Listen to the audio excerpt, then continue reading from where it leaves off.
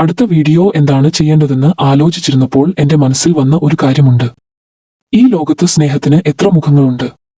നമ്മൾ കാണുന്നതും അനുഭവിക്കുന്നതുമായ ഈ സ്നേഹത്തിന് പിന്നിൽ എത്ര വലിയ അർത്ഥങ്ങളുണ്ട് എന്ന് നിങ്ങൾ എപ്പോഴെങ്കിലും ചിന്തിച്ചിട്ടുണ്ടോ? സ്നേഹത്തിന്റെ പല ഭാവങ്ങൾക്കിടയിൽ നമ്മൾ പലപ്പോഴും വഴിതെറ്റു പോകുന്നുണ്ട്. സ്നേഹത്തിന്റെ ആ 12 ഭാവങ്ങൾ നമുക്കൊന്ന് പരിശോധിക്കാം. 1. എറോട്ടിക് ബമഭയോഭ. ഇത് വെറുമൊരു ജഡീയമായ ആകർഷണമാണ്, ശരീരത്തോട് മാത്രം തോന്നുന്ന സ്നേഹം. 2. സ്റ്റോർച്ച് ആയവനവഭ. ലോകത്തിലെ വ്യക്തികളോടും നമുക്ക് ചുറ്റുമുള്ള വസ്തുക്കളോടും തോന്നുന്ന ഒരു സ്വാഭാവിക സ്നേഹം.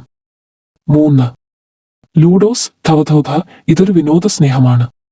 കൂടെ ഓടുന്നവരോട് പോലും കാണിക്കുന്ന ആ ഒരു സ്പോർട്സ്മാൻ സ്പിരിറ്റ് ഇതിലുണ്ട്. 4. പ്രാഗ്മ ഹെന്നവഗണ. പണത്തോടും ഭൗതിക വസ്തുക്കളോടും തോന്നുന്ന ഒരുതരം ഭൗമിക സ്നേഹം. അത് ലാഭത്തെ അടിസ്ഥാനമാക്കിയുള്ളതാണ്. 5. ഫിലിയോ ജാവതവ. രക്തബന്ധങ്ങൾക്കിടയിലുള്ള, സഹോദരങ്ങൾ തമ്മിലുള്ള ആഴമുള്ള സ്നേഹം.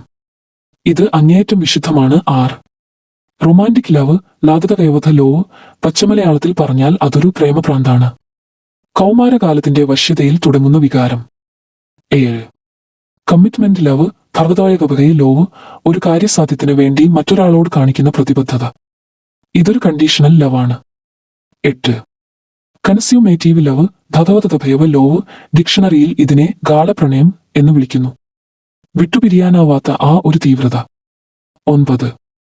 സെക്കുലർ ലവ് ആവഹോധമമ ലോവ്. രാഷ്ട്രീയ പാർട്ടികളോടും സ്ഥാനാർത്ഥികളോടും താൽക്കാലികമായി മാത്രം തോന്നുന്ന സ്നേഹം. ഇതിനൊരു നിലനിൽപ്പുമില്ല. 10. ഫ്രണ്ട്ഷിപ്പ് ജനവനരാനക. സൗഹൃദം. ഓരോരുത്തരും ഓരോ ഷിപ്പിൽ സഞ്ചരിച്ചാലും മനസ്സുകൊണ്ട് ഒന്നായിരിക്കുന്ന അവസ്ഥ. 11. സെൽഫ് ലവ് ആപതക ലോവ്. മറ്റുള്ളവർക്ക് വേണ്ടി ജീവിക്കുമ്പോൾ തന്നെ സ്വന്തം മനസ്സിനെ സ്നേഹിക്കാനും അറിയാനും കഴിയുന്ന അവസ്ഥ. 12. ഡിവിൻ ലവ് തവതോതമ ലോവ്. എല്ലാറ്റിനും ഉപരിയായി ദൈവത്തോടുള്ള സ്നേഹം. മായാത്തതും അവസാനിക്കാത്തതുമായ സ്നേഹം. ഈ ലോകം നമുക്ക് നൽകുന്ന സ്നേഹങ്ങളൊക്കെ താൽക്കാലികമാണ്.